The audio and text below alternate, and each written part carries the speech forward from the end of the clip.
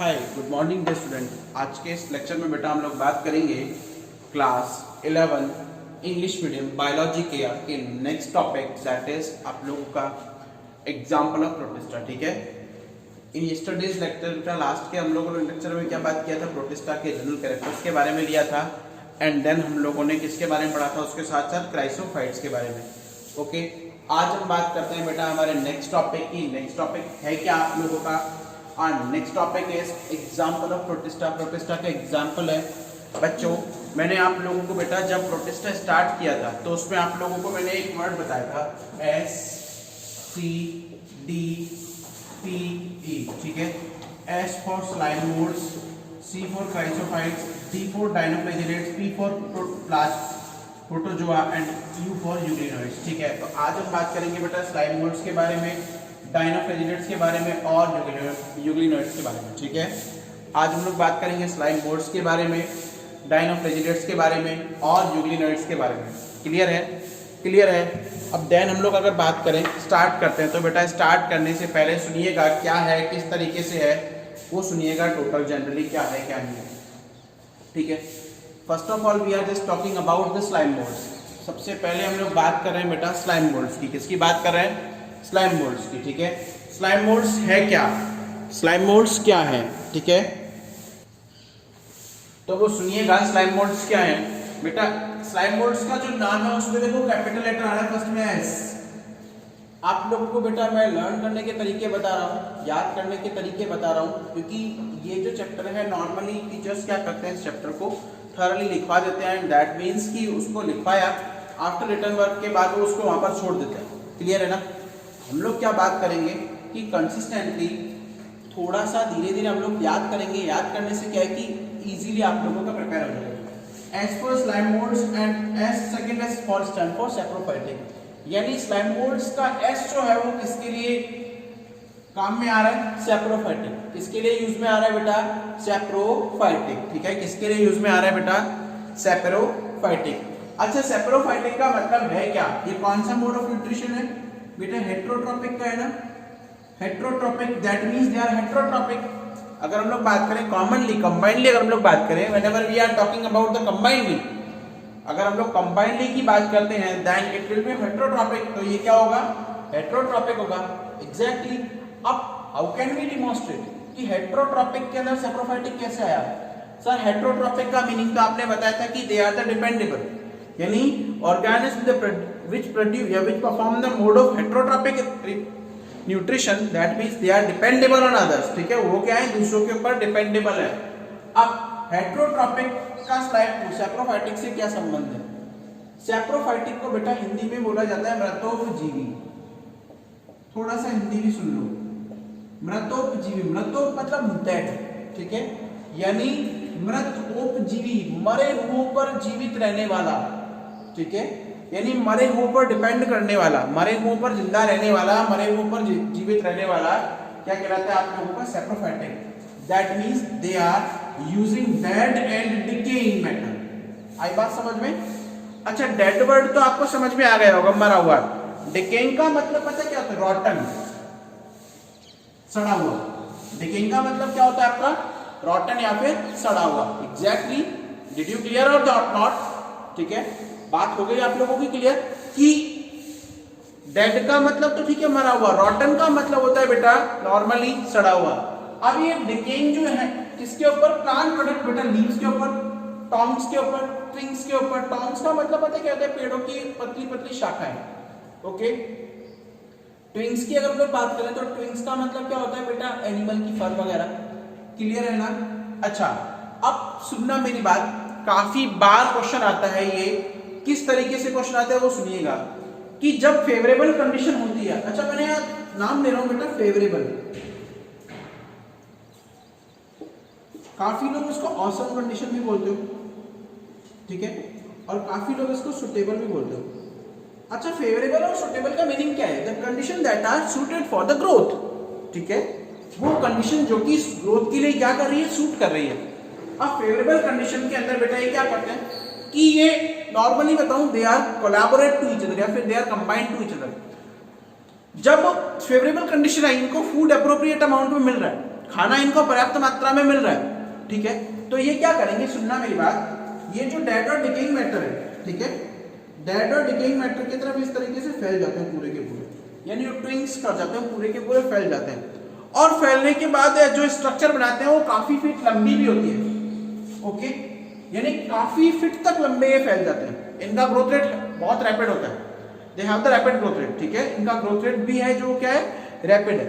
अब क्या कर रहा है कि नॉर्मली मैं बात करूं कि बहुत लंबे फीट तक ये फैल जाते हैं, that means they are known as plasmodium. इसे आप लोग क्या बोलते हो बेटा, प्लाज्मोडियम। क्या बोलते हो आप लोग, प्लाज्मोडियम, ठीक है। तो ये प्लाज्मोडियम के फॉर्म में एक लंबी पतली स्ट्रक्चर बना लेते हैं, ठीक है। अब प्लाज्मोडियम की जो सरफेस है, अब whenever we are talking about the unfavourable condition, ठीक है, फेवरेबल में तो उन्होंने क्या किया, इस तरीके से प्लाज्मोडियम बना दिया, ठीक है। अब जब प्लाज्मोडियम की सरफेस अनफेवरेबल कंडीशन आती है, देन इट गेट डिफरेंशिएट। अच्छा, अनफेवरेबल कंडीशन में क्या करती है कि जो प्लाज्मोडियम की सरफेस है, उस सरफेस के ऊपर ये इस तरीके से बीड लाइक स्ट्रक्चर बना लेती है, and these beads are known as spore, these beads are known as spore, ठीक है। और इन बीड्स को आप लोग क्या बोलते हो, स्पोर्स बोलते हो, क्लियर है ना। अब जब वापस रिटर्न, यानी जब रिवर्स दोबारा फेवरेबल कंडीशंस आएंगी, ठीक है, अभी तक तो क्या था भाई, फेवरेबल में इसने प्लाज्मोडियम बना दिया और अनफेवरेबल में क्या कर दिया, प्लाज्मोडियम के ऊपर से स्पोर जनरेट कर दिए, ठीक है, स्पोर जनरेट कर दिए। अब क्या करेगा, जब दोबारा फेवरेबल कंडीशन आएगी, ओके, अब अनफेवरेबल तो गई, वापस जब फेवरेबल कंडीशन आती है, देखिए डिफरेंशिएट। अब डिफरेंशिएट कौन होगा, ये वाला स्पोर, डिफरेंशिएट कौन होगा, ये वाला स्पोर, ठीक है। और इस स्पोर से डिफरेंशिएट होकर ये नए स्लाइम मोल्ड्स बना लेते हैं, क्लियर है, क्लियर है। देन अगर आप लोग बात करें कि which kind of mode of reproduction, यहां पर ये क्वेश्चन, ठीक है, कि कौन सा mode of reproduction slime moulds has been followed, तो आप लोग बोलोगे स्पोर फॉर्मेशन, क्लियर है।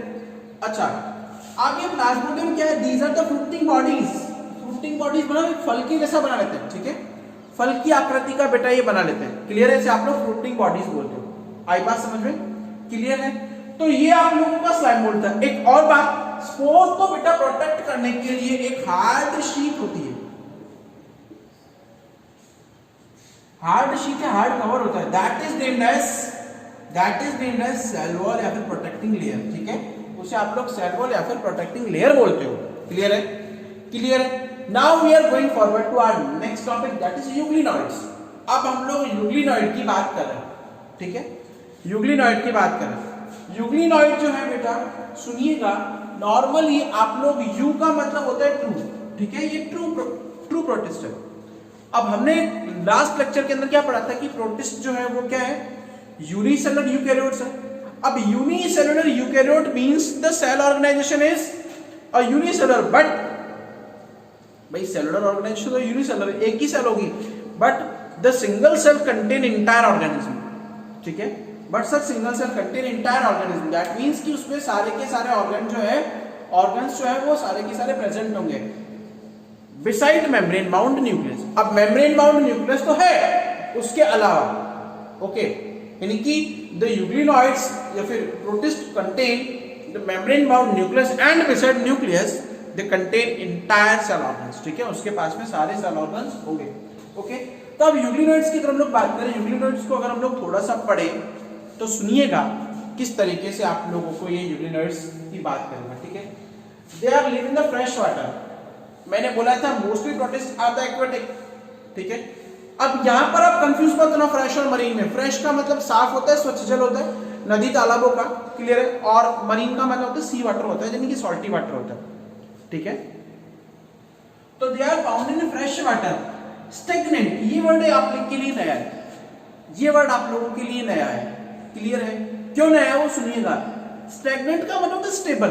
अब स्टेबल क्या है, प्रोटिस्टा नहीं, स्टेबल प्रोटिस्टा नहीं, स्टेबल वाटर, ठहरा हुआ पानी, यानी कि तालाब के जल में मोस्टली देखने को मिलेगा, जिसमें बेटा वेव जनरेट हो रही है, लेकिन ठीक है वो फ्लो नहीं कर रहा है, बह नहीं रहा है। बहते जल में कभी भी यूग्लिनॉइड या यूग्लिना नहीं होता है, क्लियर है। बहते हुए जल में, फ्लोटिंग वाटर के अंदर कभी भी यूग्लिना या यूग्लिनॉइड नहीं होता है। आई बात समझ में। Second one is that important character है बेटा, मैं यहां पर स्टार लगा रहा हूं, दे कंटेन अ पेलिकल। अब पेलिकल क्या है वो सुनिएगा और इसकी इंपॉर्टेंस क्या है। पेलिकल जो फ्लेक्सिबल कवरिंग है, फ्लेक्सिबल कवरिंग है, फ्लेक्सिबल कवरिंग मतलब लचीला, ठीक है, जो किससे बना होता है, they are it is made up of protein. ये किससे बना है, प्रोटीन से। अब पेलिकल है तो सुनिएगा यहां पर एक और खास बात, एक और खास बात, they doesn't possess cell wall. इसमें क्या है, सेल वॉल नहीं होती है, okay, they doesn't possess cell wall, उनके पास सेल वॉल नहीं है। अब सेल वॉल की जगह क्या है, पेलिकल है। यहां से अब मैं थोड़ा सा ट्विस्ट लूंगा, आगे जब आएगा तो उसमें कहानी में ट्विस्ट लेंगे बहुत अच्छा, ठीक है। आप लोग तो केवल कंसंट्रेट करके देखते जाइएगा। भाई पेलिकल है जो किससे मिलकर बना हुआ है, प्रोटीन से बना हुआ है, और सेल वॉल क्या है, एब्सेंट। अब सेल वॉल के प्लेस पर पेलिकल है जो प्रोटीन से मिलकर बना हुआ है, ओके। अब प्रोटीन जो है वो पेलिकल का मेन वर्क क्या है, प्रोटीन जो है वो फ्लेक्सिबल है, इसलिए pellicle is providing flexibility, pellicle is providing flexibility to the euglena. Pellicle जो है वो यूग्लिना को क्या कर रहा है, फ्लेक्सिबिलिटी प्रोवाइड करा रहा है, इट इज अ पेलिकल, ठीक है, ओके। देन हमने लिखा cell wall is absent, okay. अच्छा सेल वॉल एब्सेंट है तो ये सेल वॉल किसका कैरेक्टर है, एब्सेंट है ना, एनिमल सेल का। सेल वॉल एनिमल सेल का कैरेक्टर है। आई बात समझ में, आई बात समझ में। यहां पर मैं एक लाइन को लेके आऊंगा जो हम लोगों ने लास्ट लेक्चर में पढ़ लिया कि आप लोगों के प्रोटिस्टा की बाउंड्रीज जो है they are not well defined, ठीक है, उनकी कोई वेल डिफाइंड बाउंड्री नहीं होती है, एक कंट्रोल्ड बाउंड्री नहीं है, वो सबसे मिलते जुलते हैं। अब यहां पर सेल वॉल नहीं है, that means they are similar to the animal cell. ये किसके सिमिलर है बेटा, एनिमल सेल्स के सिमिलर है। आई बात समझ में, आई बात समझ में, क्लियर है, गॉट इट। अब आगे बात करते हैं थोड़ा सा, भाई यहां तक तो ठीक है, मैंने बता दिया आप लोगों को। आगे बात करते हैं कि ये एनिमल सेल से कोरिलेटेड है। देन अगर हम लोग बात करें कि न्यूट्रिशन की, according to nutrition they perform both of the methods, according to nutrition they perform both of the method, that means they are autotrophic and heterotrophic. Heterotrophic क्या है वो सुनिएगा, अभी सुनिएगा ऑटोट्रॉपिक और हेटेरोट्रॉपिक का। एक और बात सबसे इंपॉर्टेंट है बेटा कि यूग्लिनोइड्स जो है these are the connective link. Connective link मतलब तो जो दो ग्रुप को जोड़ के रखेगा, these are the connective link between plant and animals. अब एनिमल के केस में मैंने बता दिया कि क्या सिमिलरिटी है, इसमें सेल वॉल एब्सेंट है, ठीक है। लेकिन प्लांट के केस में क्या है, because they perform the photosynthesis. आई बात समझ में, हालांकि है एनिमल, सेल वॉल एब्सेंट है, बट ये क्या कर रहे हैं, फोटोसिंथेसिस क्या कर रहे हैं, परफॉर्म कर रहे हैं, एज लाइक प्लांट। किसकी तरह, प्लांट की तरह, due to presence of pigment. अच्छा इसमें क्लोरोफिल की तरह ही पिगमेंट प्रेजेंट होते हैं, एज लाइक हायर प्लांट, ठीक है। हायर प्लांट की तरह इनमें पिगमेंट प्रेजेंट है, इसलिए प्लांट से मिल रहे हैं, ठीक है, और इनमें सेल वॉल एब्सेंट है, इसलिए एनिमल से मिल रहे हैं। क्लियर है, पहली बात, पहला अंतर। आई बात समझ में, सेल का इंटरनल मैं आप लोगों को बताऊं।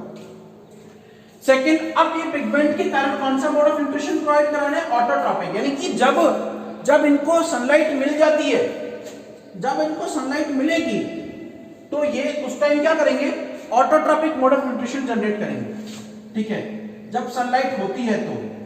अब जब सनलाइट नहीं है तो ये कौन सा करेंगे, हेटेरोट्रॉपिक। और ऑटोट्रॉपिक कौन करता है, प्लांट जनरेट करता है, प्लांट परफॉर्म करता है। और हेटेरोट्रॉपिक कौन जनरेट करता है बेटा, एनिमल। क्लियर है, तो ये मतलब एनिमल और प्लांट दोनों के कैरेक्टर्स लिए होते हैं, these are that's why named as connective link between plant and animal group. Clear है, क्लियर है। अगर हम लोग सेल की बात करें, दे कंटेन टू फ्लैजेला। यहां पर मैंने ये वर्ड छोड़ दिया क्योंकि अभी सेल की स्ट्रक्चर की बात करेंगे। The one flagella is long, बड़ा जो है वो लॉन्ग होता है, दूसरे क्या है, शॉर्ट फ्लैजेला होते हैं। एंड बिसाइड फ्लैजेला, अच्छा फ्लैजेला दो किस्में होते हैं, मैंने आपको पहले वाले लेक्चर में बताया था, डायनोफ्लैजिलेट्स में, जो अभी हम लोग डिटेल में करेंगे, जो अभी हम लोग डिटेल में क्या करेंगे, आगे लेंगे, ठीक है। डायनोफ्लैजिलेट्स में बेटा दो फ्लैजेला होते हैं। आई बात समझ में, beside flagella they contain two nucleus, ठीक है, वैक्यूल्स। आई बात समझ में, other cell organ such as mitochondria, okay, pellicle, okay, cytoplasm, यानी कि ये सारा का सारा कॉम्प्लेक्स ऑर्गेनाइजेशन होता है, सेल से बना हुआ। क्लियर है, क्लियर है ना। तो ये होता है आप लोगों का क्या, यूग्लिनोइड्स। ये होता है आप लोगों का क्या, यूग्लिनोइड्स। क्लियर है। अब बात करते हैं बेटा हम लोग आगे अब देखिएगा बेटा, नेक्स्ट टॉपिक है आप लोगों का डायनोफ्लेजिलेट्स। क्या है? डायनोफ्लेजिलेट्स। हम बात करेंगे अब डायनोफ्लेजिलेट्स का। अभी तक हमने क्या पढ़ा? स्लाइम मोल्ड्स के बारे में पढ़ा और यूग्लिनोइड्स के बारे में पढ़ा। क्लियर है ना? अब स्लाइम मोल्ड्स और यूग्लिनोइड्स के बारे में पढ़ने के बाद मैं बात करूंगा डायनोफ्लेजिलेट्स। बेटा इसका जो नाम है अपने आप में, ठीक है, वही इसकी सारी कहानी बयान करता है। ठीक है, डायनो, डायनो मतलब टू, फ्लेजिलेट्स यानी कि इसके अंदर कितने फ्लेजिला है? 2 फ्लेजिला। कितने फ्लेजिला है बेटा? 2 फ्लेजिला, कंटेन 2 फ्लेजिला। ओके, अब बात करें कि mostly they are the marine, यानी कि these are living in the salty water या फिर सी वाटर। आई बात समझ में? While the euglenoids are the fresh water. Okay, and photosynthetic. मैंने बोला था कि जो आप लोगों का प्रोटिस्टा है, प्रोटिस्टा का एरिया बहुत वाइड है, ठीक है ना, उसकी बाउंड्रीज बहुत वाइड है, यानी वो हर ग्रुप से मैच करते हैं। ओके, देन क्या है कि दीज आर द मरीन, ठीक है, वो सॉल्टी वाटर में रह रहे हैं। फोटोसिंथेटिक, फोटोसिंथेटिक मतलब इनमें पिगमेंट होते हैं। Okay, and contain different colour, और उनके कलर जो है वो भी डिफरेंट होता है। क्लियर है? Beside these they contain different colour, जैसे येलो कलर है आपका, ग्रीन कलर है, ब्राउन, ब्लू और रेड है, ड्यू टू प्रेजेंस ऑफ, कारण आएगा why, due to presence of different type of pigments. आपका एनसीईआरटी में इतना ही दिया हुआ है। क्लियर? अब बात करते हैं आगे। द सेल वॉल हैज, ये इंपॉर्टेंट है बेटा, again I am giving 5 star. ठीक है, cell wall has stiff, stiff होता है बेटा hard, hard cellulose plate. Cell wall जो है उसका कवर होता है बेटा, वो हार्ड सेलुलोज प्लेट से मिलकर बना हुआ है। क्लियर है? क्लियर है ना? हार्ड सेलुलोज प्लेट से मिलकर बना हुआ है ऑन द आउटर सरफेस। अच्छा, हार्ड सेलुलोज प्लेट से मिलकर बना हुआ है, दैट मींस ये इसको क्या काम दे रहा है बेटा? Protection. That means cell wall provide the protection. ठीक है, सेल वॉल क्या प्रोवाइड करा रहा है? प्रोटेक्शन प्रोवाइड करा रहा है। Okay, on the outer surface, किसके ऊपर? आउटर सरफेस के ऊपर। क्लियर है? अच्छा, एक और बात, अगर हम इसके स्ट्रक्चर की बात करें तो इसकी स्ट्रक्चर में बेटा 2 फ्लेजिलास जो होते हैं, तो वो तो फ्लेजिलास आर सिचुएटेड इन ग्रूव्स। ठीक है, इस तरीके से बेटा इनमें खांच पाई जाती है। ओके, ये रही खांच, और इसमें बेटा 2 टाइप के flagella. The one, number 1 is the transverse. Transverse का मतलब पता है क्या होता है आप लोगों को? हालांकि प्रैक्टिकल में आएगा, माना आप लोग ये प्रैक्टिकल कर रहे हो, ठीक है, प्रैक्टिकल में आप लोगों का एनिमल का सेक्शन कटिंग तो है नहीं, प्लांट का सेक्शन कटिंग है। अब आपको एक प्लांट का कोई ऑब्जेक्ट दे दिया गया, जब आप कोई वर्किंग प्लेन, सपोज कि मेरा हाथ जो है या वर्किंग प्लेन है, मेरा हैंड जो है एक वर्किंग प्लेन है, ठीक है, वर्किंग प्लेन के ऊपर कोई भी ऑब्जेक्ट आप 90 डिग्री पे आपने इस तरीके से प्लेस कर दिया, रख दिया। अब ये आप लोग अगर जो सेक्शन है यानी कि कट जो है वो बिल्कुल प्लेन के 90 डिग्री एंगल में कट कर रहे हो, ठीक है, दैट इज लॉन्गिट्यूडनल। लॉन्गिट्यूडनल मतलब एंगल कितना बना है? 90 डिग्री का। देख लीजिएगा, ये इसकी ग्रूव है, ग्रूव से एंगल कितना डिग्री का बन रहा है? 90 डिग्री का। ठीक है, कितने डिग्री का बन रहा है? 90 डिग्री का। ओके, अब ट्रांसवर्स का मतलब पता है क्या? कि वर्किंग प्लेन के पैरेलल, वर्किंग प्लेन के पैरेलल, यानी ये कोई ऑब्जेक्ट है और अगर आप इस तरीके से सेंटर से काट रहे हो, वर्किंग प्लेन के पैरेलली आप लोग कट कर रहे हो, दैट मींस क्या होता है आप लोगों का? ट्रांसवर्स।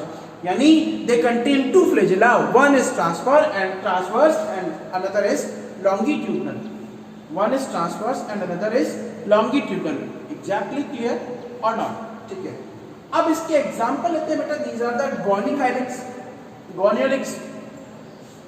अब goniculus की मैं आप लोगों को बात करूं तो goniculus have the rapid growth rate। इनका जो डिवीजन रेट है बहुत हाई होता है, यानी ये बहुत कम समय में बहुत तेज गति से फैल जाते हैं, इस तरीके से बहुत ज्यादा गोनियोकैलिक्स बन जाते हैं। ठीक है, अब गोनियोकैलिक्स जब फैल जाते हैं due to presence of red pigment, तो इस पूरी एरिया को, अब वो पूरा एरिया हुआ है वो रेड, लाल रंग का दिखाई देता है। आई बात समझ में? And that's why they are known as red tides. Red tides मतलब जलते हुए कोयले, लाल रंग के होते हैं और जलते हुए कोयलों की तरह किसके ऊपर दिखाई दे रहे हैं? सी सरफेस के ऊपर दिखाई देते हैं। क्लियर है? क्लियर है? And they are toxic. अब ये गोनियोकैलिक्स क्या है? दे रिलीज अ केमिकल, ये केमिकल रिलीज करते हैं, chemical which is toxic. Toxic मतलब जो जहरीला है, जो क्या जहरीला है, टॉक्सिक है। ठीक है, अब ये केमिकल रिलीज कर रहे हैं। अब केमिकल रिलीज कर रहे हैं तो किसको हार्मफुल कंडीशन दे रहे हैं कि ये जब वाटर के अंदर केमिकल रिलीज करेंगे that's why in that case क्या होगा आप लोगों का, नॉर्मली मैं बात बताऊं बेटा कि जब ये केमिकल रिलीज करेंगे तो वो केमिकल क्या करेगा, वाटर के अंदर जाकर जो इंटायर अदर ऑर्गेनिज्म है उनके ऊपर हार्मफुल इफेक्ट शो करेगा, and that's why they are known as toxins. Toxins का मतलब होता है chemical which is released by the toxic elements, ठीक है। टॉक्सिक एलिमेंट्स से जो केमिकल रिलीज होते हैं उसे आप लोग क्या बोलते हो, टॉक्सिन्स। सो आज के इस लेक्चर में बेटा हम लोगों ने प्रोटिस्टा के एग्जाम्पल को कंपाइल किया। नेक्स्ट लेक्चर में हम लोग लेंगे प्रोटोजोन्स को, प्रोटिस्टा का पेटेंट एग्जाम्पल है, इंपॉर्टेंट है। आज हमने लिया स्लाइम मोल्ड्स, यूग्लिनोइड्स और डायनोफ्रिजिडेट्स। क्लियर है बेटा? Okay, thank you.